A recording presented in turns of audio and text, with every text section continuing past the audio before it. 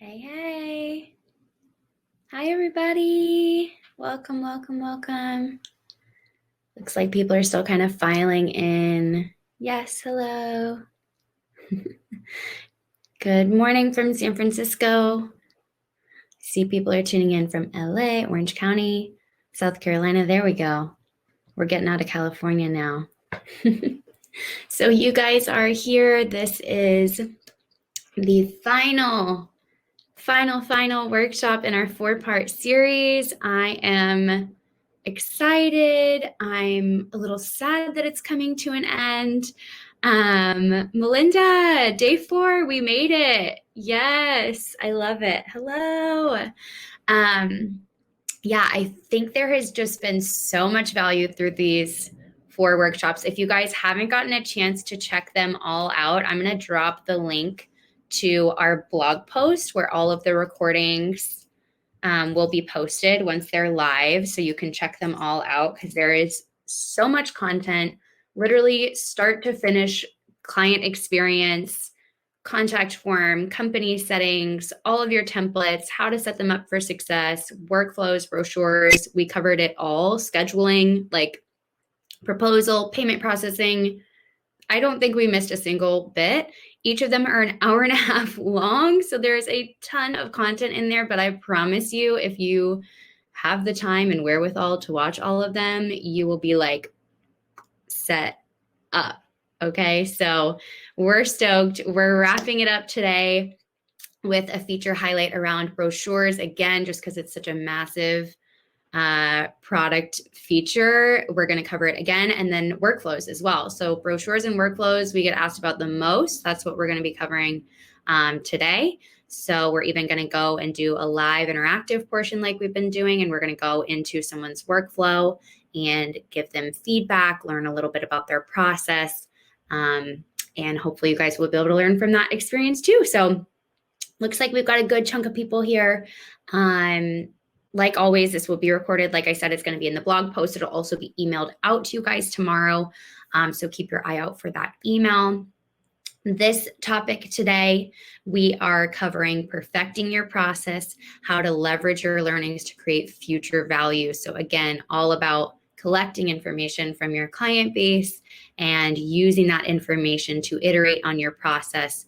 And then how the heck do you even have time to do that? You probably utilize some HoneyBook Automation. So we are going to go into workflows and automations as well.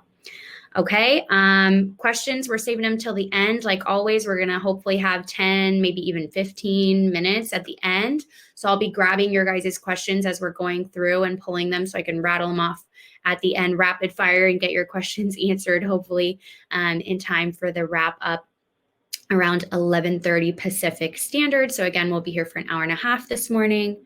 And this has been our part of our Pro series. So kind of introducing you guys as our HoneyBook members to the concept of HoneyBook Pros, which are basically just like HoneyBook super users who actually part of their repertoire of services is helping HoneyBook members get set up for success. So they're HoneyBook members themselves, and they help other HoneyBook members get totally set up and provide a really fabulous client experience. So we talked with Laura Neff on last Tuesday. We talked with Deanna Burks on last Tuesday, and then last Thursday. And then we had Rhonda, and now we've got Dahlia. So we're moving through with our HoneyBook Pros, getting to know each of them and their skill sets. And they are available for you guys to hire for help as well. So definitely check out our pros pages, which is also in the blog post that I just linked there. Okay, let's get going. So if you guys don't know by now, my name is Mac. I am part of our product education team here at HoneyBook. I've been with the company since 2017, which, like I always say in startup years, is forever. So I've been here for a really long time. In startup years, I've seen the product go through so many different iterations. I myself have worn a lot of different hats here. So pretty much a HoneyBook expert inside and out. And my superpowers organization, which pretty much goes hand in hand with the HoneyBook product. So AKA, you can trust me. And then we're going to have Dahlia here. So I'm going to invite Dahlia up on screen so that she can introduce herself. And then we are going to dive into our content today. So excited, you guys. I was like getting all jittery and amped up because it's our last one this morning. I don't know if I'm overly caffeinated or what, but I am just so excited this morning. Oh, there we are. Hi. Hi. How are you? Good. How are you? It's so good. Great to be here. Yeah, I'm stoked. I'm going to pass the slides over to you so you can kind of introduce yourself. Perfect. We'll get going. And then we're gonna make sure I do this correct. There we are. Okay. All right. And then perfect. All right. Can everyone see my slides? Yes. Perfect. Thank you, friend. Okay. Well, hello, friends. My name is Dahlia Orth. And so sorry, my phone just went off. That's okay. I was like, well, that didn't expect that. So my name is Dahlia Orth, and I am a born and raised Jersey girl. I saw some people from Jersey in there, but I reside in Cleveland, and I'm an online business manager for creative business owners. And I am so excited to be with you guys today to talk about client experience, specifically the offboarding process and relationships and all that good stuff. So I'm going to just dive right in with you guys. I am so passionate about client experience and the work that I get to do with my people. So first thing that I want to talk about is business is about serving those around you. So I'm a huge proponent and a huge fan of really serving people, and how I serve them really goes a long way. I am like, we're going to review these 4 strategies to create raving fans who organically market on your behalf. I am really proud to say that I have built my business purely out of relationship. When I was a virtual assistant, people kept asking me, like, where's your website for services? How can I book you? And I actually did not have one for a while, to be quite honest, because my business was built primarily from relationships. So I want to chat with you guys a little bit about how I've been able to do that, ways that HoneyBook has helped me with that, and answer some questions along the way. So I'm really, really excited to dive into everything. So first thing I'm going to chat about is some testimonials I've received from my people who I have not. I have like it's not scripted in any way, but I want to be intentional with like ways that they have really showcased how I've helped them both in their business and in their lives. Because like I said, it's a lot about building relationships for me, and how I can take those long term. So Terry Baskin has been one of my people. She's wonderful. She's a DC and Virginia wedding photographer. And this testimonial says, hiring Dahlia was well worth the money that I spent. This girl was just what I needed to take my business from being stuck on manual to a more automated process. It feels great to no longer worry about dropping the ball on a client. So I love how she wrote, well worth my money. I helped her in these tangible ways, but how she feels in it too, right? Like there are very specific touch points that she gave of like how this makes me feel in my life and business. And I love that about her. And the testimonial she gave. Another friend of mine, Jenny Maroney, she's actually one of my current OBM clients. She is a business coach for photographers. And she says, Dahlia has changed both my life and business. I would not be where I am today without her. She's a jack of all trades, super efficient, and truly helps move the needle forward in business. And with this testimonial, I love how she talked about her life, right? Because business is about serving those around you, right? And it's not just about a transaction with people, but it's about really making an impact and making a difference. And how both how her business is different and how her life is different because of the way I've been able to serve her in her business. And the last person is my friend, Natasha Coyle. She's a Charleston wedding photographer and educator. And she wrote, having Dahlia part of my team was one of the best decisions I ever made. As a creative educator, photographer, and multi-passionate entrepreneur, mom and wife, I knew that this year I could not do it alone. Dahlia is intentional and organized. She helps in ways that you don't even know you need and you don't even know you need help with, and is the biggest encourager. So what I loved about this testimonial is how she talked primarily about her felt touch points, right? Like touch points that were like she was, intentional, she was organized, and a great encouragement to me. And that just really that trickled into her business, right? It was a ripple effect. But it was bigger than her business in the way that I got to serve her. So I wanted to touch on those couple things, because the thing is, you too can have testimonials just like that, and people that will refer you on a regular basis just like that with some of these strategies. So consider this. Here are some of my statistics. Because of delivering a stellar client experience from start to finish, I have a 90% retention rate. And I'm really proud to say that. It's been a long time coming, and, just really like have a lot of people that want to work alongside of me, and a lot of my clients, especially my long-term ones, they work with me for quite a while, and I have a wait list to work with me one-on-one. And my number one marketing tool is word of mouth. Like I said, being a virtual assistant for a while and then transitioning into OBM world, I did not have a website for a while. I do now, but for a while I did not.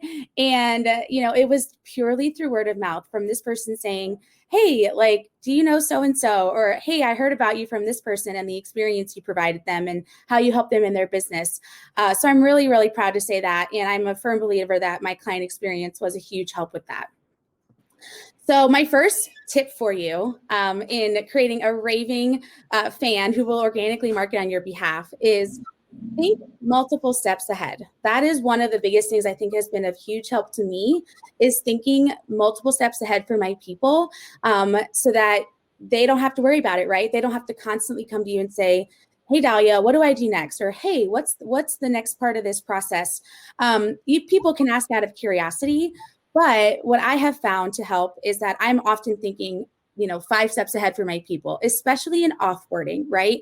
A lot of times we say a client comes and then they finish and we just kind of move on to the next person naturally, but I love to think even 3 to 6 months down the road for them, like checking in on how their system setup went, checking in how things are in their business, asking if there's any ways I can serve them, both with, after the process and during the process, right? So thinking multiple steps ahead, especially knowing your process from start to finish, and then beyond that will be such a huge help. So you might be saying, well, how do I do this, Dahlia, right? So the first thing you'll want to do is you want to send a client experience questionnaire or a brochure at the end of this project. So a way that I do that is I build this into a workflow for people. And I also build it into the email template for links where they can provide review, you can ask a review, right? So you can say, hey, would you mind leaving me a review? And then provide those links in there. And you'll have the questionnaire or the brochure at the end of the project. So I'm actually going to let Mac dive into the brochure demo with this and how you can build that in there, but then we'll dive into the rest of those details after. I love it. Yes. And Dahlia, too, while you were talking, firstly, can you define OBM for the audience so they know what that is? So sorry. It's like all this jargon I use all the time. It's an online business manager. Okay, perfect. That's what I was thinking. I was like, OBM. Okay, yeah. And then the other thing, too, that I was thinking, like with 90% retention and having a wait list and all this stuff, like one of the topics that we kind of love, like we have like a love-hate relationship to talk about, is like the privilege of being able to say no to clients. Like sometimes, like it's really important, I feel like, when you're a business owner, to learn your ideal client, learn who that is, learn who you want to work with, who you want to serve, and even who like fits what you can offer, right? Like it's a two-way street. And I think so many people get caught up in like, oh, I just have to take what I can get. Getting your business to the point where you have that retention, you have those relationships with those clients, and you can have that privilege of saying no to the clients who aren't the right fit for your business and vice versa. Like that is what we're aiming for here. So I love that. Always. Yeah. I was going to say, like, there is definitely a season where it's like, okay, we just have to like build a rapport, get clients under our belt, get experience. And then you get into the season of, but now I'm starting to get more consistent work. And now you do have the freedom of saying no. And, for the right people that will or turn into your raving fans. Right. And so, yeah, it's a beautiful thing when that happens. I love it. Yeah. Just like a North Star for everyone to keep in mind. That's what we're aiming for. Okay. Let's go into this demo. I want to show you guys around. So this is just our demo account, but I want to show you an example of what Dahlia is talking about in regards to setting up a brochure file to offboard your clients. The last couple of workshops, we've been talking about how to utilize brochures to continue to kind of tell your brand story, continue to showcase your services. As a welcome packet, we've really been focusing kind of on that initial part of, the pre-booking process. So in today's workshop, we're really going to focus on what happens not only after they pay, but what happens when the work is complete and you're saying goodbye or see you next time. What does that process look like? What does that communication strategy look like? Like the last thing, and I see this happen all the time too, people really, really focus on that initial. Maybe some people are really, really good at following up initially. They're getting that business. They're following up with that inquiry. They're really hitting the marks there. And then as soon as someone pays, it's like the ball gets dropped somehow because you're like, oh, okay, well, like I got the sale or something. But it's just as important to, especially when you're talking about getting organic referrals, to continue and have that really consistent process and really consistent touch points. Remember, if you're giving them a certain experience before the booking is done, that's part of the reason they're booking you. So you need to make sure that that experience is consistent throughout your funnel of working with them. So that's what we're going to talk about today, making the offboarding experience just as special and just as memorable as the first touch point that you have with them, because that makes the difference. So we're going to go into how you can do that with a brochure file, specifically how you could use a brochure file to ask for reviews with your clients. So obviously we've got, brochures that we've used to describe services. We have proofing documents that we can use. We have pricing guides, welcome guides. Those are all the options that we kind of went through in last Thursday's workshop and even Tuesday's workshop. So if that is what you're looking for, I recommend checking those out in the blog post that I linked up above. But for today, we're going to talk about specifically the example of how you can use the brochure file when you're offboarding your clients and asking for reviews. So I just kind of whipped this up yesterday. I know that Deanna Burks, if she is watching this or watches this later, she's going to have tons of branding feedback for me because there's so much that can be done in this file that I didn't even take advantage of to give this example, because you can, if you guys, again, watched that workshop, we talked all about Canva and beautiful design and including those kind of custom branded graphics in a file like this to give a really, really elevated experience. So just keep that in mind as I'm showing this. I just want to kind of show you an example of the types of content that you can add and the kind of intention that you can go into this file with. So anytime you're creating a brochure file, there are really three components. So you've got a content block, which is basically going to be text or images. So this is where, for example, a Canva image would really come into play. If you wanted to create some kind of header image, you can do that in Canva and then upload it as a cover image here. Or if you wanted to do side-by-side images, text next to an image, there are a lot of options. I think cover image is probably the most frequently used because you can have a lot more flexibility when it comes to cropping. So that's just kind of a pro tip for you. If you want to have more flexibility there, I recommend playing around with the cover image option a little bit. So there's content as one of the options. You've got questions as one of the options. So this is really where we're going to focus our energy today, because you're going to be following up with your clients who you've completed work with, asking them for reviews, asking them for how things went, really using that question and content block mostly. So these two components are really what you would be focusing on using if you were to create some kind of offboarding document for yourselves. And then, of course, the service selector block is an option as well. This is really what we focused on in Tuesday's workshop, and we touched on it as well a little bit in last Thursday's workshop. So that's more when you're looking to create a pricing guide or a welcome packet showcasing your pricing information. The service block, just to give a quick plug to that, will allow your clients to actually select what services they're interested in, even down to the quantities. You can adjust the settings on it so they can choose quantity, they can select more than one package, or they have to select at least one package. And then that will actually automatically generate a HoneyBook proposal for you. So based off their service selections, HoneyBook will take whatever boxes they've checked, and it'll automatically create a proposal file. So all you have to do is go in and kind of double check the work of the system, and then you can send it off to your client really quickly. So that's really what we focused on in Tuesday's workshop with Rhonda Evans. So if that is something that you would like to set up for your business, I recommend checking out that workshop, because today we're really just going to focus on questions and content block inside of the brochure file. So what I've done to create this is I basically just added a content block of text. You can always change the background colors on it. So you can change it to fit your branding, even down to the color code. So if you have like, you know, someone like Deanna Burks that's been working with you and you have a whole branding packet of what colors and things you should be using, this should be super easy to set up. And then to get this image, I again just use that header image component.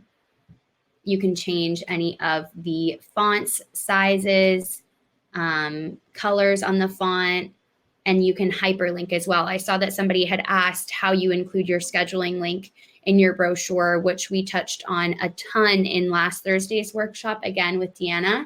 But the way you would do that is you would just simply highlight the text, and then you can hyperlink and attach your scheduling link there. I also recommend when you do that, choosing a different color or adding an underline to the text as well, which you can do, again, just by highlighting and changing the color, or adding an underline so that your clients know that it's a clickable link, or very clearly saying, click here to schedule, because it's not going to be a super obvious clickable thing. So just make sure that that language or the visual on that looks very clickable, and you can edit it to fit your branding as well. In terms of the content that we've kind of focused on here, what we're talking about obviously is thanks so much for working with us. We would love to hear some feedback. Again, making it very visually appealing to your clients. The brochure file is a hugely visual document. It's a visual aid in your communication with your clients. Again, whether that be at the pre-booking part of the process or at the offboarding part of the process. So giving that consistent branded experience, this is a huge part of that. So talking about, as a small business owner, reviews and referrals mean the world. This was something that I pulled from Dahlia yesterday when we were talking. I know she has specific language that she uses to make it like a softer conversation, right, Dahlia? Like, what are some of those examples that we were talking about that you use? Yeah, so I always talk about like, that's a great example right there, is as a small business owner, word of mouth referrals are a huge benefit to me. In order to make it not so like pushy at times, I guess you could say, where it's like, can you just leave me a review? But to say like, man, this is of huge value and huge benefit add to me as a business owner. Would you mind taking a few moments to complete a couple questions below in order to, help the process for future clients and know how I can improve my client experience process? Definitely. Yeah. I love that too. Kind of that brand voice of like putting yourself on like on the side of help me help future clients like you kind of a thing. Yeah. Well, and like even thinking through like, this is the way that you can like serve other clients in the future in this way. Kind of saying like, I've appreciated working with you so very much and would really value your opinion and your feedback in this process. Yeah, I love that. Yeah. So just making the voice of what you're asking. Like one of the questions that I just quickly jotted in here is, tell us about the parts of our process that made you feel special. We want to know all the things that we should never stop doing. Or tell us about parts of our process where you feel like we can improve. We want to know the things that we should focus more energy on for our future clients. So little things like that. And then I included this little blurb down here where you kind of prompt the client to actually write their review directly inside of this file. I don't know, Dahlia, do you think that's a good idea? I just kind of threw that in there to make it easier on them later on when they go to plug it in. Yeah. I mean, I think either touch point, works for that. I think, at the bottom and like, even if you want to add it to your email template as well. Right. So you have multiple touch points in there, I think is a great way. So it's not like, pushy, but it's more like, hey, like here, like if you want it to be easy for the client to find, right? And they're not like guessing where it could be. Exactly. Yeah. And I love the idea too, in the examples where you were kind of breaking down like what you loved about the testimonials they gave, even making it easier on your clients. Like sometimes I feel Like if someone asks me for a review, I really want to be able to give the review, but I don't know, like if I really, really love someone's business and my experience that I've had with them, I want to know how they want me to say it a little bit. Cause like I can talk about my experience, but maybe me mentioning like how fun it was is what aligns with their brand voice the best. And so that's really kind of the reviews that they're looking for. So maybe even including a little blurb here, like giving some examples or like putting some other client testimonials in here. Like here are some examples if you want to take from this, or even like templatizing it a little bit for them as an option. You can things like that as well. And then, so giving them the opportunity to write their review right here. And then you just say, hey, consider taking a couple minutes to just copy and paste that review you just wrote. Here are my 3 sites where I prefer to get my reviews. So you can include whatever makes the most sense for your business. I just threw some random ones in there. And then just hyperlink out to those. So just like I was showing you guys earlier. So all I've done to get this to hyperlink is I underlined it, like I was saying, so you can change the font a little bit so that your clients know that it's a clickable link, and then add the hyperlink through the little hyperlink button. And then that way it's super easy. This file is collecting all of the information for feedback for you. It's giving your clients the opportunity to leave that review, and then making it super tangible and actionable for them to go out to your external sites and leave those reviews as well. I've still broken down the pages over here. So we've got our kind of intro, thank you. So you can always add multiple sections to a brochure as well. So inside of each section, those 3 components that we were talking about live. So sections are really meant to kind of act as almost like chapters. I mean, they're sections by nature, but they almost act as like chapters within the file so that your clients can easily skip to what they're looking at, especially like if you guys were on Tuesday's workshop, we were working with the interactive part, and she had all of her services listed. So each service that she offered was a new section so that her clients could easily just click to the service that they were interested in without having to scroll through all of her other services. So lots of different ways to kind of break down that content and make it a little bit more digestible for your clients so they don't feel like they're lost in all of the content that you decide to include here. So the final page that I've added here is the idea of a referral program. Again, I was just kind of spitballing here, but giving them very actionable steps about sharing on social and remembering to tag you, telling a friend in real life. And then if you get a referral from one of those people and they reference your name, I'll send you a Starbucks gift card or something like that. So, you know, the option of giving them clear ways and clear ideas of how you like to reward people based off of their reviews, referrals, and things like that. That's always an option as well. And then the final section that I added in here is just encouraging them to book again. So repeat clients, obviously we've been talking about how valuable that is, maybe offering some kind of discount at the end. If you need to work with me in the future, you know how to reach me. I don't know, Dahlia, what are your opinions on kind of wrapping up and encouraging them to book again? Yeah. So, you know, I always, like I mentioned earlier, I lead with like how I can serve them well. And that's a lot of my jargon and my verbiage. And just even thanking them, like, thank you so much for this opportunity to work alongside of you, to serve alongside of you in your business. It would be a joy to do this again in the future. And, you know, it's been a privilege, like, you know, offering a discount is a great way as well. But really, like, you know, I always feel like making a client feel seen and like really intentionally well cared for. And I think about like, how would I want to experience this, right? Like, I don't want this to be like a rigid, you know, experience, but more like heartfelt and warm and inviting. So yeah, I think that's a great way to do that. And, you know, just to like say, like, thank you for this opportunity, and would love an opportunity, like even would love to work together again in the, like together in the future at some point too. Great. Yeah, I love it.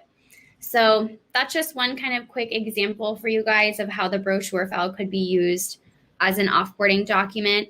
And then the next kind of demo portion that we're going to go through is how to automate this process using a workflow. So basically the example we've just gone through is how the brochure file can be used essentially as a questionnaire with a lot more visual and content components than the traditional HoneyBook questionnaire file allows for.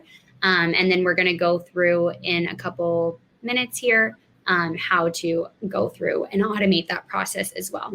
So Dahlia, I'm going to pass it on back to you so we can continue going through your slides. Perfect. Okay. Let's see what we've got. Here we are. All right.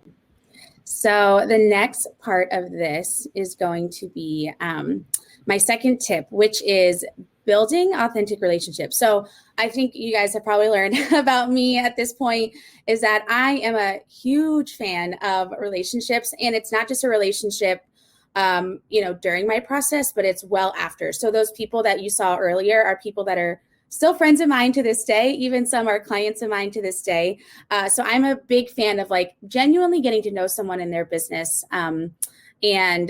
and beyond that, right? So how you may do this is one of the best ways is I ask personal questions to get to know them more and refer back to those details throughout the process. So, this is a great example for like wedding photographers who are, it's like, tell me about your proposal story, or what are you most excited about with wedding planning? And then refer back to those details in that process. So maybe like 2 weeks later, you're chatting with them and you bring up a personal detail.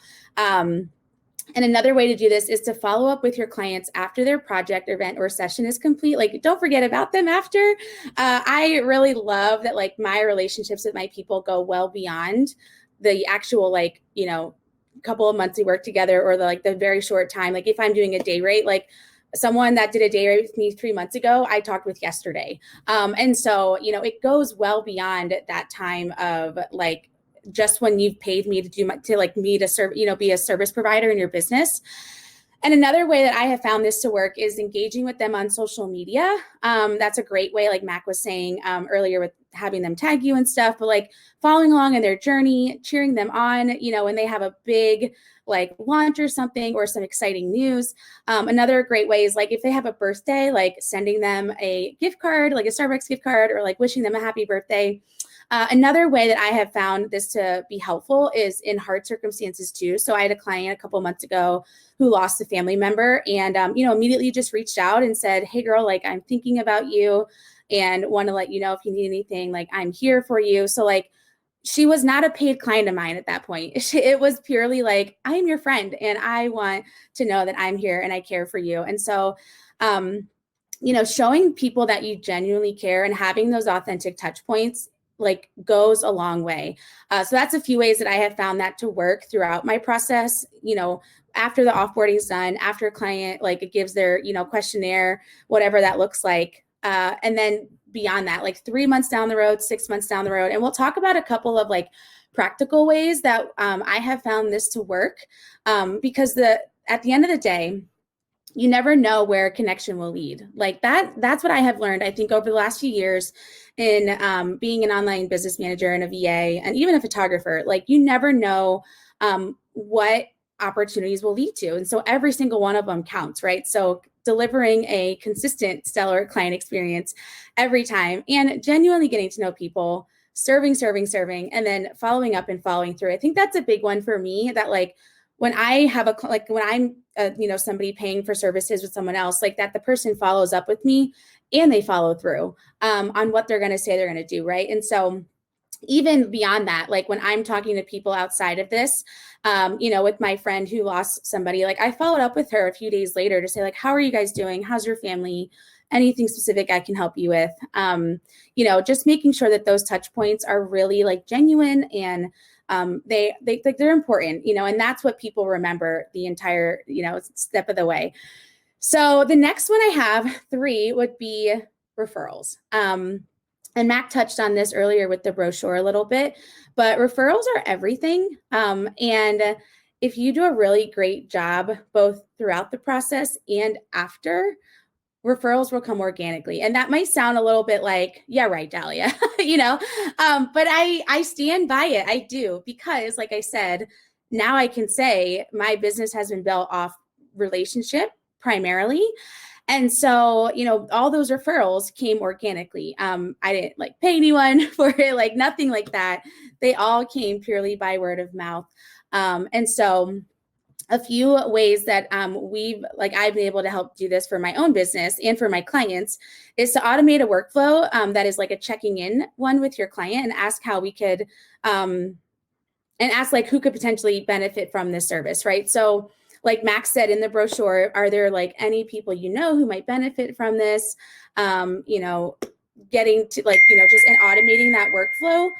And then creating a personalized template that you can build organically into your workflow, right? So for me, the way that I do this is I build that in after my process. So usually it's after the client experience questionnaire comes back to me, but it's like a few weeks later, about like 6 weeks later, it's like a checking in. How are you, friend? Wanted to check in, see how everything was going. And I've automated that already. I've automated it into their project, so that way, like if I want to get a referral from them, or if they have somebody in mind at that point, they're like, hey, like I was just talking to my friend and I think they could really benefit from your services. Can I share their contact with you?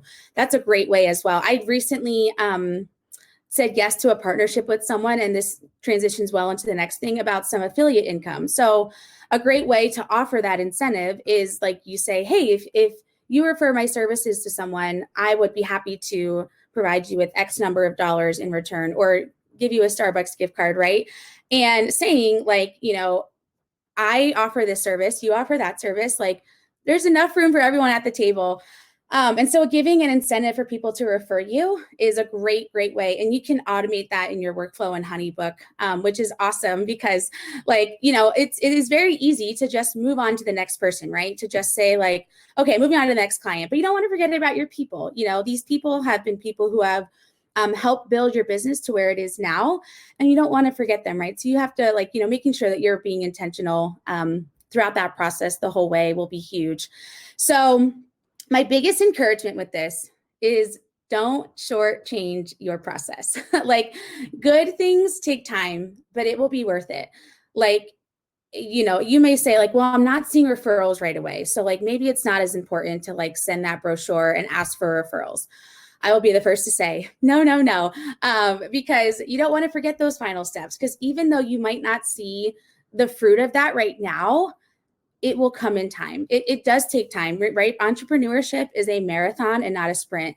And so you can create an email template for your referrals. You can create a task in your workflow, like I said, to follow up with your client over email or text or Voxer. And then knowing your process and your clients well enough to decide the best medium like for outreach. So decide like, is the best way to contact them over email? Is it best to contact them over Voxer? Another way that I found this to help my business is Marco Polo. I'm very relational, obviously. And so, I love those touch points with my people, and we have found it to work really well. So I'm going to transition this back to Mac because she's going to walk through the workflow piece of this, but it's a great tool and a great asset in HoneyBook to help with this whole process. Awesome. And Dahlia, what is Marco Polo and what are Voxer? I'm not even familiar with them. So Voxer is like a walkie-talkie almost. It's kind of like one of those things where you can send lengthy voice messages back and forth with your client. It's kind of like Instagram DMs where you can do voice memos, but it's longer than a minute. And then Marco Polo is like video messaging. So you can send videos back and forth because there's something to be said, I think, about seeing someone's face or hearing someone's tone beyond an email, right? And so, anytime that someone reaches out about services with me, I really like to voice message them and say like, hi friend, like, I'm so excited to get to know you. And, have that touch point with them well beyond the service that I provide. Yeah, I love it. That's something that came up when Laura Neff was talking to. She says that every single inquiry, she just has an automated task reminder to call them like ASAP.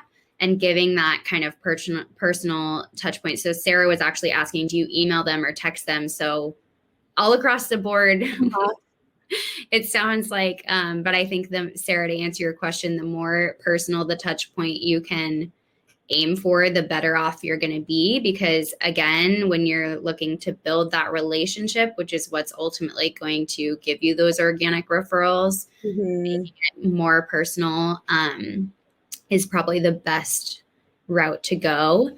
Yeah. While we're at it too, I think this, just so we don't get too far away from the topic, someone was asking in regards to our conversation around like how to say no. And someone said, any Oh, advice on how to say no? So what do you think of, I have some ideas, but I want to hear like your ideas as well. yeah. So I want to make sure I clarify the question. Is it how to say no to a prospective client that may not be the right fit, or like how to say no to a client who maybe is like overstepping boundaries with like communication? Sorry, I've got someone at the door, you know, working from home. I know, right? I was like, I'm like, clearly I'm not able to get to the door right now, but I think the question was around like how to say no to a prospective client that doesn't seem like it's going to be a good fit for whatever reason, for budget or timeline, or maybe it just seems like the personalities are meshing. So what's your advice around that? yeah. So I always just lead off. Like, I love how Abby Grace talks about the gentle no in emails, like when it's not a good fit, like very gentle, and, you know, thanking them for, you know, reaching out and saying, you know, like this, like I had this a couple months ago. I just knew I wasn't the best. So I always lead with like, I don't believe I'm the best person, like the best fit for your business and what your business needs and the specific needs, but I'm happy to refer you to people who I believe will be a better fit for your business and what it needs. And then I add a couple of friends that I have that might be a better fit. Because I always feel that like if I can give my best to someone, then it's not my best work, right? Like if I can't be focused on them and their business and give them results that they really want, then it's okay to say no. And I think that's the right thing to do. So that's how I always lead with that, is just, you know, gently saying like, I really appreciate you reaching out to me and considering me for this opportunity. But you know, it's going to be best to say no to it. Yeah. And I love the idea too, since we're talking about mediums of communication, that is the perfect time to not make it personal, right? Like we're talking about building relationships, making it really personal, having a phone call, having a voice memo, like that's the perfect situation to send an email, because you want to have it the gentle no in an email. That's the perfect format to be doing that in. Yeah. And making it, again, not personal and you know, mutually, we're not a good fit by saying, I don't think I'm the best solution for this. And then I love the idea of referring to someone who could be a better fit, because as business owners, I think we always want to take on the world and we always want to solve all the problems and we want to say yes to everything. We want to help everyone. But the truth is, sometimes budgets don't align, personalities don't match up. That's okay. People are different. Sometimes you're not going to be able to help somebody. And I think it really is okay to say no in certain situations. So yeah, it's a question from Brittany, who actually is going to be on screen with us later. So hopefully that answers your question, Brittany. Yeah, I saw too in the chat people asking about the boundaries with like personal, like Voxer, Marco Polo text. And I should clarify, like usually I don't go beyond like I will usually like Instagram DM or maybe Vox or somebody if they're an inquiry, like interested in working with me. It's not until they're a signed paid client of mine that I, you know, will say like invite them into that process with me and say, hey, like we can chat on Voxer, or hey, you'll have access to me over Marco Polo. Texting is a rare one that I use, only because it's usually with more of my one-on-one clients because they are already aware of my boundaries. But my project-based clients, you know, inviting them into that. And honestly, like, I always say you treat people how to train you. And so, you know, this has taken me a long time to learn, but for me, like if somebody Voxers me at 11 o'clock at night, I'm not going to run back to it, right? Like that person knows, like I will follow up with them usually within 24 to 48 hours, and they're great about it. They're totally fine. You know, and I know it seems like a little bit more personal, but I think that is what has helped me with some success, is that like I'm not afraid to kind of go to the trenches with my people a little bit and get a little bit more personal with them in that way as a business owner. Now, you know, boundaries are always something that I continue to grow in myself. So like having my email signature say like my office hours, you know, obviously not answering things if I'm not able to answer them, like that's okay. And, you know, people are very respectful of that. Now, if that does cross the boundary, then that's the conversation I have of like, hey, like, was not able to get to that, but like, please know that I do care about you and your business. And I will follow up when I can with you, but I've never really run into that issue. It's a rare, like very rare time because usually everyone is pretty gracious and kind and respectful of it. Yeah, I love the idea of business hours, especially when you're getting that personal in your communication too, because if you're going to open that door to having that really, really personal relational interaction, sometimes and especially when someone is like excited about a project they're doing, or there can be a lot of communication going on. So I love the idea of setting those business hours and reiterating them. Like that can be something that's in your welcome guide. That can be something that's in your HoneyBook contract. That can be something that's in your email signature, like you're just mentioning. Like there are a bunch of different places where you can reiterate that, and don't underestimate the power of consistent messaging. If that's something that is important to you, which it probably should be, then definitely take the opportunity to say it and say it and say it again, because people aren't going to read every little detail all the time. So the more places you say it, the more likely it is to sink in and have kind of an impact with them. So great. I love this. Okay, let's go in.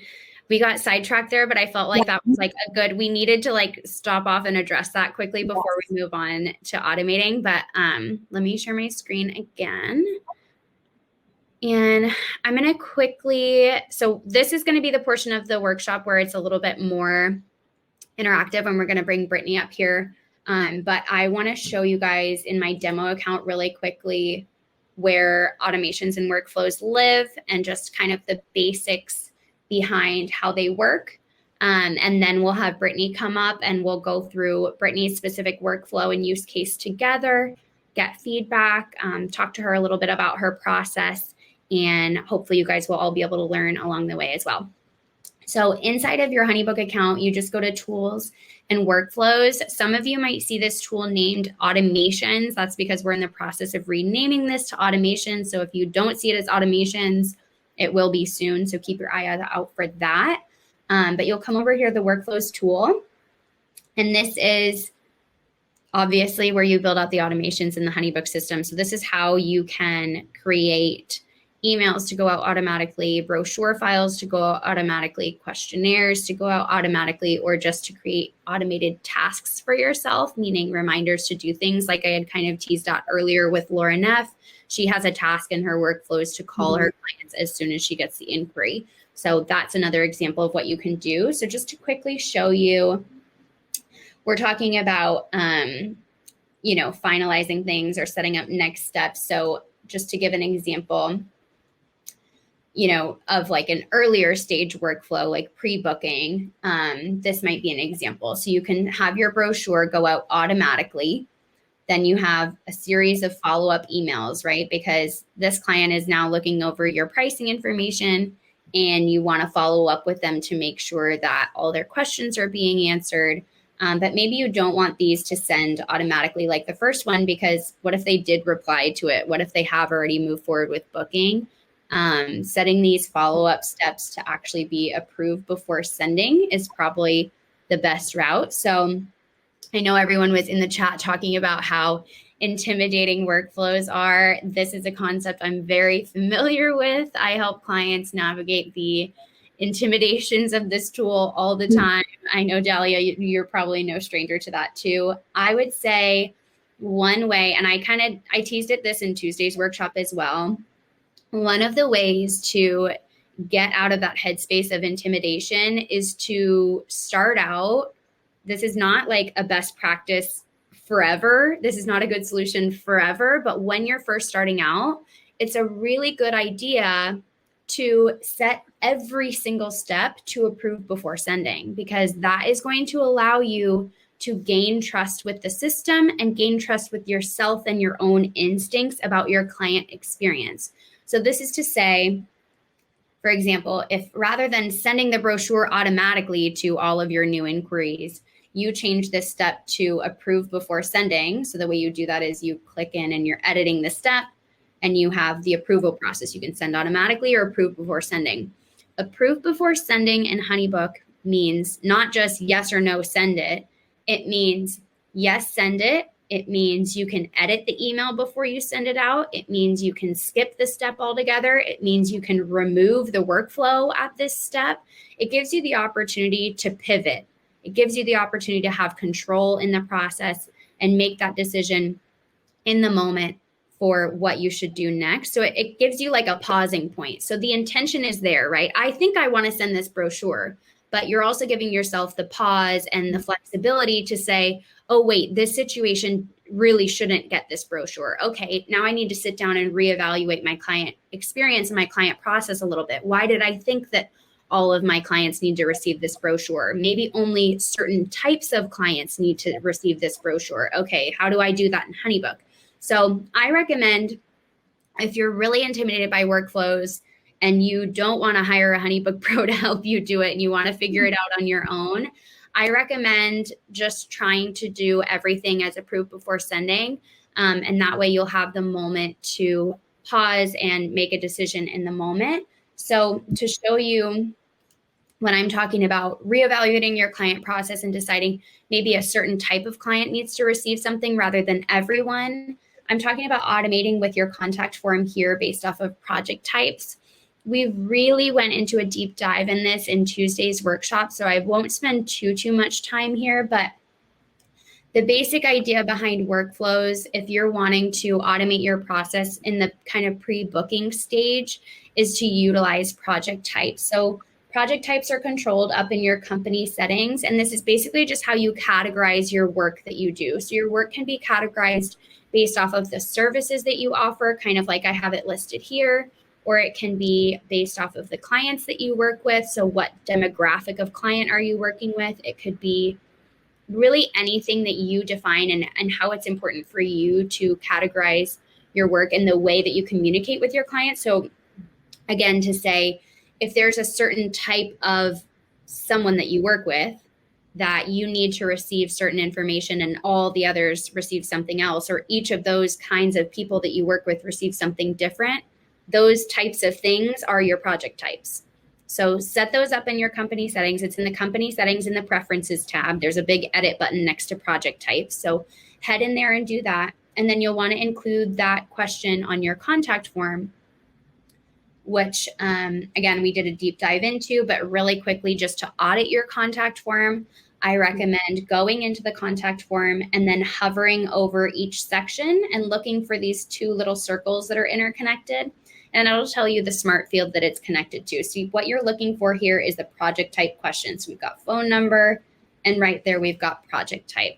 So this lets me know that the project type question is included in my contact form. So now when someone selects the project type that I want to automate, and that's connected to the workflow that we were just looking at, the process will be automatically triggered.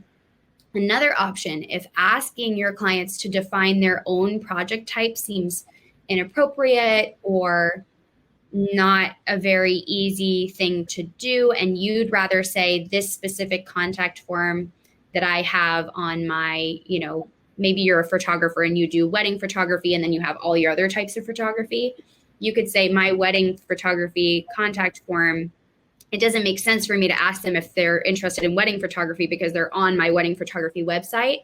So in that case, you might go to settings of that wedding photography contact form, and then you would assign the project type to that contact form, and then you can remove the question from the contact form because you're basically saying anyone who fills this out, I know that they're already this type of client, so I want to define that project type already. So you can do it this way, and that will automatically trigger the steps as well, so long as, if we can go back to our workflows here, you've selected the project type here. So build the workflow, then connect the project type. The final option for automating with the contact form is just saying anyone, regardless of project type, regardless of who they are, I want them to receive this flow of information and messaging. So that's going to be the default for contact form option down here. There's a lot of different ways to do this. Again, it really just comes down to knowing your client process really well and knowing it well enough to define those project types, build those contact forms, have all your templates ready, and then build the workflow. So I think the other reason that workflows are so intimidating is because there are all these preliminary steps that need to be completed in order for you to be set up for success. So if you guys are note takers, I recommend writing down the preliminary steps. So that's going to be setting up those project types. That's step number one. Adding the project type question to your contact form or assigning the project type to the contact form like I was just showing you, or deciding that you don't need to use project types, in which case you would skip step 1. Step 3 is going to be making sure that all your templates are set up. So whatever templates you're going to be sending in the workflow, so emails, brochures, questionnaires, making sure all those are set up. And then the final step is going in and building the workflow itself. And when you build that workflow, you're going to need to know at what touch points you want to send what kind of information. So in order to do that, it's probably a good idea to sit down maybe with a whiteboard or some sticky notes or something and map out your client process, your client journey, what times and what bits of information do you need to send, so that when you go to build that workflow, you have your whole toolkit of project types and contact form and all the templates and your whole client journey on your tool belt. And then you'll be able to build out the workflow in no time. But there is a lot of pre-work that needs to happen. So I think that's probably why it can get a little intimidating for some folks. And I totally hear you on that. It's a lot even for me to explain. So I know that it's a lot to take on. And that is why we have HoneyBook Pros to help you guys too. If this is something that you would rather outsource to somebody or get a second set of eyes on, a second opinion on, someone who can even help you create email templates, like some of our pros do that. So yeah, I mean, Dahlia is here. She can help out with some of this stuff as well. So if you guys are interested in that, definitely check out our HoneyBook Pros page. All of the pros that we're working with in these workshops is linked in the blog post, which Shelly, get it, girl. She's helping me out. She reposted the blog post from up earlier. I love that. So yeah, definitely check out our blog post for more information on the other workshops we've done and the other pros that have been here. And I'll be reposting Dahlia's pro link, or Dahlia, if you have that handy and you want to pop that in the chat, you can do that too. Yeah, I was going to say too, with like the workflow piece, because I know it is definitely it can be hard for people, especially clients I've worked with, but like templates, like taking time to get your templates in really helps, I think, helps you craft your client experience process as a whole. Like if you think through like, okay, every single touch point, like what email do I need to send to this client at what point in the process? Then when you go in to build your workflow, all your templates are already made. And it's really just a matter of like picking which template needs to go where and like organizing it out that way, if that makes sense. Yeah. And you can drag and drop the steps too. So if you need to change the order or change the times, it's super easy once you're already in there. That actually brings up another point, which I always like to mention when I'm talking about workflows. Be sure that the titles of your templates are something that you can easily identify, because when you do go in to build out this workflow, as you can see, you're not going to get a preview of what this brochure file looks like or what this email says. You're only going to get the title. So just make sure that the title is something that you can easily recognize and identify as the email that goes with that brochure file. As you guys know, anytime you're sending a file in HoneyBook, it also comes with an email. So every automated step that you have that sends a file, you'll want to make sure you have an email template to go along with. I recommend naming them something similar so that when you get to this point, you can easily pull it from the dropdown. And the way that you adjust the titles of things is always going to be up here in the top left-hand corner, no matter if you're in workflows, if you're inside of a project, in a file, if you're in templates, whatever, the title can always be edited up here in the left-hand corner. So just give it a good name and then you'll be good to go. Okay, I want to get Brittany up here. I am really excited to have Brittany here because I just think her business is really cool. And I'm just excited to show her account to you guys and get to chat with her a little bit more about her specific business and what she's aiming to do. So I'm bringing her up on screen and then I'm going to pull up her account and we're going to dive into her workflow and talk through it together. So let me get this all loaded. Hi. How are you? I'm good. I'm nervous. Don't be nervous. Oh my gosh. I'll carry you if we have to. We're fine. Do you want to introduce your business or do you want me to talk a little bit about it based off of how obsessed I am already? Okay, you can go. Okay, so Brittany is the owner of Scenic Route Jewelry, and she is a custom jewelry designer. I think I'm secretly obsessed right now because I myself just got engaged in December, Oh my gosh. and so I'm like, ooh, how can we help her process? Like, I'm super opinionated and also excited right now because I'm like on basically the client side of Yeah. what we do also. So I think this is going to be really cool. I'm just going to dive right into going up to our tools section. And again, some of you might see this as automations in your account. Brittany has it as workflows. So we're going to pop in here. Oh, 1 second. Let me just log back in. I was just going over your account yesterday with Dahlia as well. And we were just talking through the different points of where we think. And I don't know, Dahlia, how long do you think we were just like so excited about how we can like improve and what you're doing right. And like, we were just like so excited, like going back and forth about all of our ideas. So I think we had a good 10, 15 minute conversation. We're like, ooh, this works. Ooh, yes. Like we were just, what if she did this? What if she did this? So, yeah. I'm going to grab a charger really fast. So if I pop go off. for it. Yeah. Just letting you guys know. Okay, cool. So I'm just going to start out. Your wedding ring workflow and your engagement ring workflow are pretty similar. So just to show the audience, basically what Brittany has set up is she's got her brochure going out 5 minutes. She's after, and she's automatically sending this. And then she's got a happiness survey that she sends 3 weeks after the project has been completed. So the workflow is very similar to the wedding ring workflow. And you can see that Brittany has connected these two workflows based off of project type here, which is what we love to see. So this means that when someone says in their contact form, when they're in the process of submitting it, that they're interested in a wedding ring from Brittany, she has it set up so that right away her wedding ring brochure is going out automatically to their inbox. So she set this part up absolutely flawlessly. This is totally the right thing to do. And then she just very simply has, again, 4 weeks after the project is moved to completed, she's going to automatically send them a happiness survey, which is really what we're trying to focus on today, is talking about how to improve that kind of offboarding process. To make this a little bit more of like a holistic conversation though, especially because your workflow starts from the time that they submit the contact form.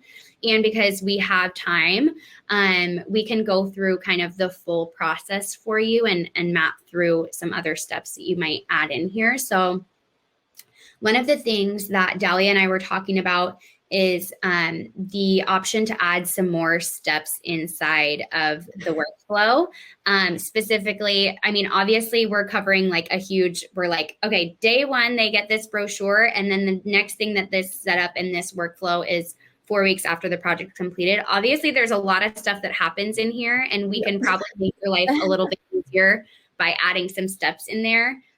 Again, no fault of your own. This stuff is really intimidating, and like it's tough to know your process well enough to even be able to do that. So no worries at all. But one of the things we were talking about is definitely adding some follow-up steps post sending that brochure file. So similar to the example that I was just showing with everyone, maybe adding some email templates, 2 to 3 follow-ups, I would even say, and just having them set to approve before sending. So you can have this email.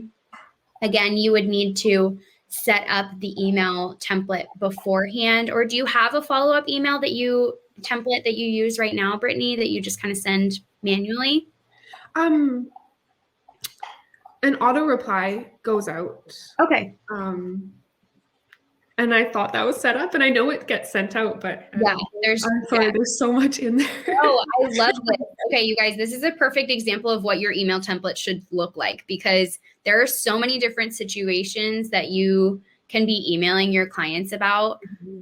So having your template section set up to reflect the different situations and messages that you might need to be sending is going to save you a ton of time. So I don't think this is wrong or bad or anything. I mean, if there's a ton of stuff in here that you don't use, obviously you would want to go in and clean that up. But if this is all relevant to your business, then like, heck yeah, this is exactly how it should look. So yeah, I would just say maybe adding, so this is how you can drag and drop the steps like I was talking about. So adding maybe, 2 email steps, and I'm not going to save my changes in here, Brittany, don't worry. But I would recommend adding like a step 2 with an email follow-up, reminding them about the brochure file, and then maybe a secondary email asking if they have any questions, or like, do you schedule a consult call at some point with them to kind of go through things? Yeah, I do. So right now, I'm really booked up. So that like brochure gets them like excited about what's to come next in a few months. So that's why I haven't really worked out my workflow as very fully, because I'm just so busy. Yeah. With like current clients. But Yeah. with what Dahlia was talking about, I'm like, yes, I want to make this a more holistic experience and focus on each one. Yeah. So there's work to be done. No, totally. It's understandable. And I mean, like we've been saying too, like part of what the pros do is make it so that you have someone on your team and like feel like you have a little bit more time back, because they can help you navigate this a little bit better. So that could be a good option too. So yeah, just in general, I'm sure this is not like groundbreaking to add a couple more emails to follow up here. And then one thing we were thinking about, I don't know if do you ever follow up with them, like post the delivery of the jewelry to say like, how did the proposal go? Like, so excited. Like, how is the ring fitting? Like, are you guys thinking about getting wedding bands? Like, that's a service that I offer too. And like really following up with them that way. Yes and no, not like formally, just if we've been texting, I guess I see when like the tracking was delivered, so like kind of follow up there. Usually they reach back out to me when the proposals happened and we chatting again. Great. Yeah, there's definitely ways to improve that. Yeah. So, and then the way you've structured HoneyBook, do you typically have your project date set up as like the deliverable date, like when you put the jewelry in the mail, or are you utilizing project date in HoneyBook right now, or how do you do that? Yeah, I have been using it. I'm working on getting more clear with my clients because, sorry, that was my. You have to be clear about what that date means to me and them. Like sometimes, like, is that their wedding date, or is that the day they want the rings? So I've been working on getting more clear with that. Yeah, I think just if you want my opinion, I think the best way for you, because HoneyBook is all about you having an easier experience of managing your clients. I think it would be interesting and valuable to test out using that project date as the like date of deliverable, like when you expect to put it in the mail and ship it off to them, or deliver it to them by hand or whatever it is. That's like the date that the design will be completed. Just to help out with things like filling out contracts, tracking in the project pipeline, and managing your kind of due dates that way, because project date shows up in the pipeline view. As hopefully everyone knows, it's one of the things that you can filter by when you're looking at the pipeline. So it would be beneficial if you have someone, whose due date is coming up, to be able to see that in your pipeline really easily, so that you can prioritize those at a different cadence kind of. So that would be my recommendation. Another option that we were talking about here is maybe even utilizing tasks a lot more. I would imagine in your process, there's things that involve, different design renderings, different even like material selections and things. That could be a brochure, like sending out a brochure design packet to them where they have different stone selections. And you could customize that too, like to say, like just leave the brochure template as almost like certain placeholders, like maybe leave all the images blank, so that when you go to pull it into the actual project and send it off to them, you're really customizing those images, quickly adding in some details based off of your previous conversations, but still allowing them to make those selections ultimately, and kind of setting up the brochure file with some placeholders, kind of like that. If that was something you were interested in doing, my recommendation is to create a task for sending that file, because when I know that I was saying when you set it up to approve before sending, you can go in and edit the email. You can edit the email, but you cannot edit the file itself. So if you wanted to send a brochure file in like a case-by-case cadence, but you wanted to like remind yourself to do that and still have the opportunity to go in and customize it, your task would probably be something like this, send custom brochure design packet. And then you could determine the amount of days and when it's happening. So all of these different triggers are available. So you could say after first payment is made, maybe, after first payment is made, you like to have the design rendering to them within however amount of time makes sense to you. And then that'll basically just act as like a reminder inside of their project that you have this kind of due date coming up. And all of your tasks in HoneyBook also live up in the tools and tasks section. So when you start including tasks like that in your workflow, rather than living in the HoneyBook pipeline, probably as much as you do now, you might start out your day in that tools and tasks section, just seeing what the upcoming due dates for certain tasks are, quickly rattling through those, and then going back to the HoneyBook pipeline and operating as normal so that you're really prioritizing those tasks with upcoming due dates. Cool. Yeah, there's so much. Yeah. Oh, sorry. I was going to make one small suggestion in between your process. So this is one that I have found to work well with my clients is, I guess my best guess is that you send contracts to your clients, right? I need to do that. Oh, okay. That's okay. But when you send contracts to your clients, I like to make that a trigger point for myself too, because then I'm like, they are a client of mine now. We have officially put this on the books. Maybe they've made their first payment, and that triggers it for me as well. So a lot of times with my clients, I'll say, I'm going to automate an email out after the contract is signed that follows up with the next steps and what my client can expect, right? That goes back to that thinking multiple steps ahead tip that I gave earlier, which was, like, hey, now with that, like I always say, like, we're officially official, and have like a little party popper emoji. And then I say, like, here's what you can expect next, and give them a couple of steps. And maybe one of them is, I'll be sending you a custom brochure with, that you can choose your design in the next, couple weeks or something. So that's just another, like, again, a touch point that really is intentional with the process and makes people feel like, oh man, like she's really knows what we got going on. Yeah. I love That's so cool. Yeah. And I think especially too, like, this has been like a theme throughout every single workshop we've done, is setting those really clear, actionable next step points for your clients so they can follow along. And because obviously, especially I think in the industry of creating someone's ring that's going to be involved with a proposal and their wedding and like this big moment in their lives, this is like the perfect use case to make it so relational, right? Because it is a relationship, like you are in the business of relationships. So this is like, and you're also in the business. I was just having this conversation with a client the other day who does floral preservations. So she's one of those people who does like, I forget what it's called, but you like preserve the floral bouquet as like coasters and stuff. And I was hyping up the brochure file to her because I said, you are in the business of doing beautiful things. So like this file is going to help you prove that and continue, like, straight up, that is your brand. Your brand is, you are in the business of doing beautiful things and having beautiful moments with people. And like, especially all of like your mountain design, like your branding is so consistent, like giving them that opportunity. And it's so cool, like to be able to include that in all of your brochure documents and really put that visual forward as much as possible, and setting those clear next steps, like, hey, you just made this payment. Like that means the proposal's on. Like that means we're really doing this. Like we're really doing this. Like, yeah, we're so excited. And like, here's what you can expect from me.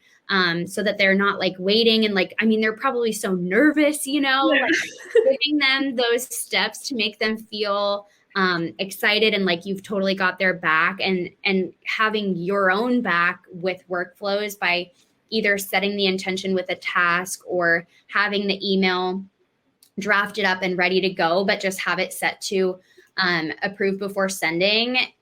just having those touch points in there so that you still have the ability to go in and say, okay, I'm not quite ready to send, that email yet. Maybe let's send it in a couple of days, and just setting those things there so that what steps need to be completed, but you're still in control of when they happen. That's basically what approve before sending does for you. But yeah, I love the idea that Dahlia brought forward of setting clear next steps for them. I think that would be a huge, good part to add to the process and add to workflows as well. One other quick thing that I want to go through, I noticed you set up your happiness survey as a questionnaire. Obviously, we went through brochure files earlier. So yes, don't save those changes that I made. So really quickly, I just wanted to go through and show, I think the questionnaire is great. My recommendation is maybe to change this to actually be a brochure file so that you can give them the opportunity to link right out to those review sites. And again, make it a little bit more of a visual, document that they're engaging with. Yeah.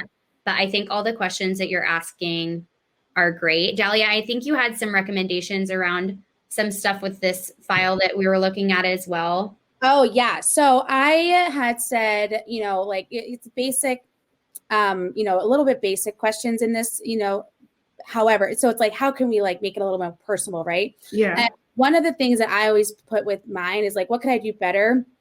And I always try to think about the lens of a client, right? And so it is, I like to write, we're always looking for ways that we can improve our client experience and really value your feedback, right? Or maybe what did I do well is please tell me your favorite parts of this client experience, or please tell me what your favorite part was of working together, in a way that's, again, a little bit more relational, maybe, and nothing again, your questionnaire. It's just, I have found that people really are a little bit more receptive to when it's inviting into the process, warm, welcoming, but then it's also, a little bit more personable. So it's how I would talk, right? We're having a conversation right now, to say, hey, how could I have improved this process? Maybe, this workshop with you guys in the future, instead of, maybe what did I do well, but a little bit more specific to your client experience, some ways that you've been able to serve them. You can even use the placeholders in the questionnaire to say something, a little bit more about your process, was your favorite part choosing your ring? Was your favorite part designing with me?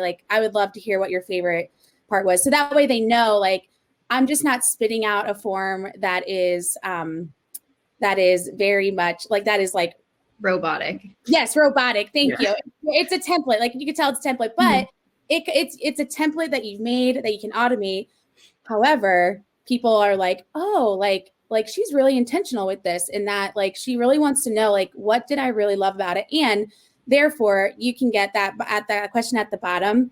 That testimonial is more specific, the ones I showed earlier, specific to how you really helped them and how you impacted their lives. Because Max said, you're in a season with them that is so pivotal in their life, right? And we want to celebrate that, Yeah. Yeah. Thank you. Yeah. Yeah, I think this was a HoneyBook template, and I just kind of put it up. But reviewing the one that you made, Mac, just earlier in the workshop, I was making notes. I was oh my gosh, this is so much better. Yeah, I think it would be cool to just include some visual elements and some hyperlinks in there as well. Just to make it easier with them. But yeah, I love the idea that Dahlia brought up of kind of giving some more specific questions leading up, and then giving them the opportunity to leave the review, because you've already kind of led them in the direction of hey, here are some things that you might want to consider when you're answering these questions. And then, so they already are in that mindset of oh yeah, the design aspect, and oh yeah, the console call was so great, and she reached out after the proposal, and reminding them of those touch points through your questions, and then giving them the opportunity to kind of tell the story at the end, I think could be really cool. But yeah, that was kind of all of our advice, and we're kind of at time for this too. But thank you so much, Brittany. Thank you, Mac and Dahlia. Of course. My friend. Of course. All right. Bye, Brittany. Bye. Okay, so I'm going to pass it back over to you, Dahlia, for the last couple of slides Okay. here, and then we'll get into Q&A. Perfect. Okay. I was like, I need to remember how to do this, right? Yes. All right. Share. Okay. We can see my slides now. Yes. Yes. Perfect. Okay. All right. So my final tip for you all, and it sounds so cliche, but it really is, like, be yourself. There's no one else that can deliver a client experience like you can. And, a couple ways that I have done this and I have found it to work is, like I said earlier, making sure all your templates reflect verbiage that sounds like you. So if you ever interact with me, and I really hope that you do, I will say to you, like, hi, friend. Hey, girl. How's it going? And that's how my templates look. It is not as robotic, like I was saying earlier, but it is very much like if we were having a conversation over coffee or just hanging out, like, it would be how I would talk to you in a conversation. So I think that's a huge way, like I was saying earlier with Brittany's, like, making it in a way that sounds just like you, because then it feels very personable and it feels inviting and warm. And my last encouragement is, fighting comparison. Like, for the longest time, I was like, I want to find clients. I want to just get whoever will sign me, right? And I would just compare that, like, I didn't have as many clients as this person or that person. And then the right clients started to come and the referrals started to come. And, for me, it was like, and I still struggle with it, where I'm like, oh, I don't have this client or that client. And that's okay. But there's room for everyone at the table, right? And so, and you're going to be the right person for someone, and I'm going to be the right person for someone, and vice versa. I'm not going to be the best fit for someone in that. And so your business is completely unique, and, you do what only you can do, and people will remember the experience with you, both in a positive way and in a poor way, right? Like, we all can think of probably a poor client experience we've had in the past, and, your business is completely unique, and we want to make it a consistent, stellar client experience every time. So make sure to go above and beyond. Give 100% to every client who works with you, and enjoy the journey. Like, it is a journey. Like I said, it's, a marathon, not a sprint. And, you will have people coming into your business left and right. And what do you want them to remember? Right. And how can you save yourself time in that experience? One of my things that I specialize in is with clients that work with me is how I can give them a consistent, stellar client experience every time without spending hours behind the computer. That's always the goal, and utilizing HoneyBook to do that and the tools in there to do that. So a couple of ways that you can connect with me, obviously the pro services. And then I have a Simplify HoneyBook course where I just break down HoneyBook every single step of the process. And I help you set it up in less than a day. And then, I talk about these strategies in there with client experience, and, you get a little bonus about client experience in there. And then my day rate services. So I offer a limited number of day rate services every month where we can just deep dive into certain aspects of your HoneyBook. And I can, like, you hire me and my team, and we roll up our sleeves for 8 hours and we get a ton of things done for you. So that's a great way that people have found, to help with specific areas of their HoneyBook. But it's been so much fun. It's been such a joy, and I'll transition it back to Mac so we can both be on screen. But yeah, thank you so much, Mac, for letting me be a part of this conversation with you. Of course. Oh my gosh. No, this was great. This is like one of the more like conversational workshops we've been able to do. So I love it. And I love how involved everyone has been able to be in the chat and everything. So diving right into questions, because we have 7 minutes left. Rapid fire, I'm going to answer a couple of these because they're HoneyBook focused. So can you add 2 workflows to a project? The answer is no. You have to pick and choose what workflow you would like to add. The reason for that is because the triggers are all, you have the same option of triggers in either workflow. So they would kind of overlap and get jumbled up. So I would recommend just having one master workflow. If you're interested in like a pre-booking and a post-booking experience, have those be 2 separate workflows, remove the pre-booking process and add the follow-up after. Or in the example we were just going through with Brittany, all of her wedding people are going to go through one workflow start to finish. All of her engagement ring people are going to go through one workflow start to finish. They're probably going to be pretty similar. It's just that there are going to be little words and bits of content that are changed based off of the product that they're receiving. So that's my advice there. We already talked about the art of saying no, which I love that we just weaseled that into our topic today.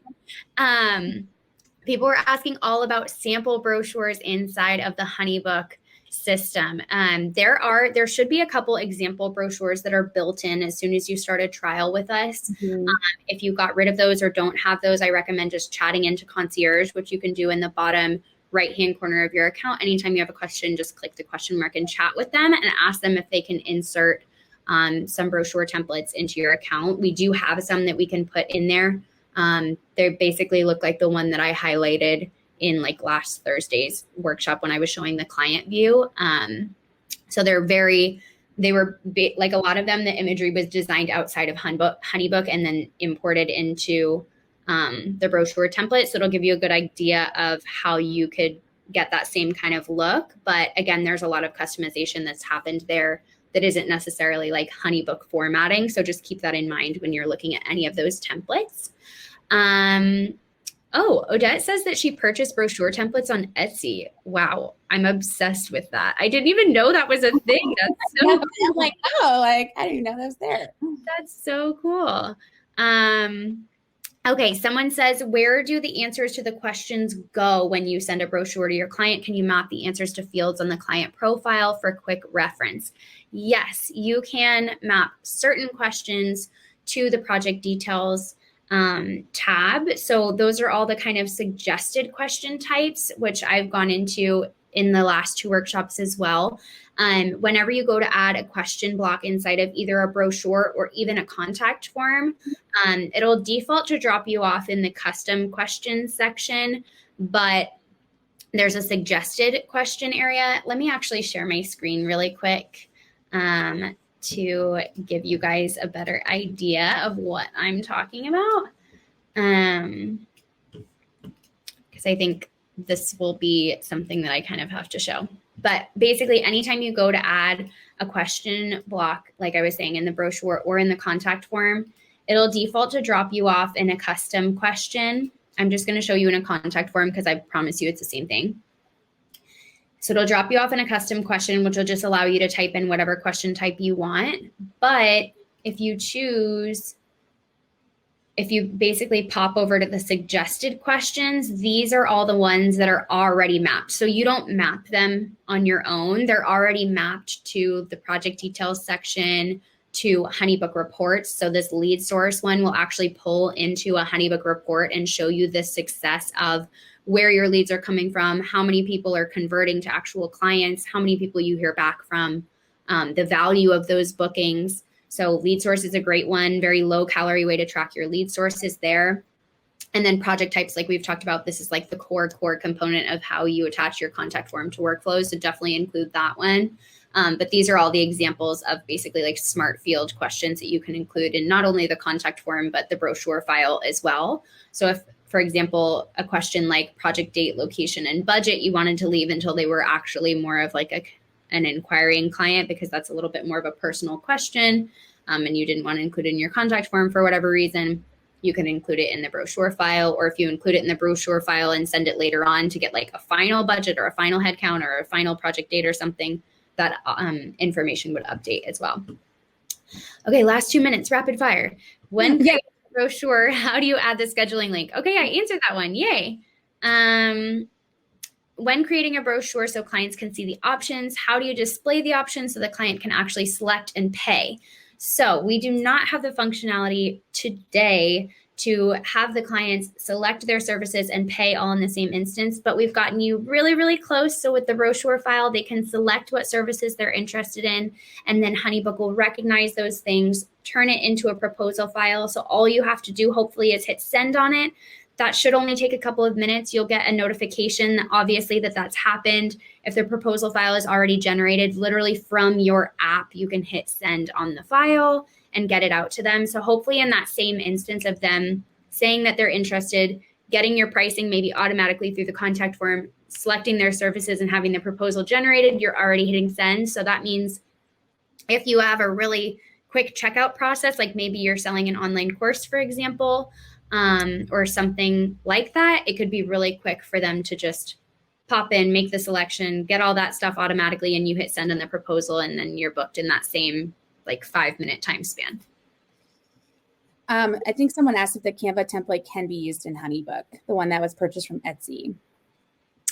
So Canva templates, I recommend, if they're saved as like an image, what you would do when you go into the brochure file is you would select the content block and then upload it as an image. So anytime you're creating any kind of imagery in Canva, that's how you get it into the HoneyBook brochure file, is just have it saved as images. So if you have multiple pages of content, save each page as an image, and then you should be able to easily upload it.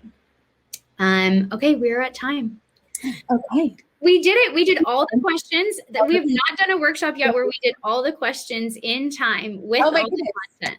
Yes. Well, I was going to say too, yeah, if people want to, I would love to get to know everybody that's in here. So if you want to follow, I'm on Instagram, Dahlia.Orth. If you send me a DM, I'll probably voice message you back. But I just love getting to know new friends. So yeah, this has been such a joy. And yeah, this has been so great. Thank you everyone for taking an hour and a half with us, or if you've been here with us for all the workshops, this has been a ton of time, but I hope you have been able to learn. And Dahlia, thank you so much for your time and your expertise. We just love it. So thanks for being here, and we will talk to you soon. All right. Bye, friends. Thank you, guys.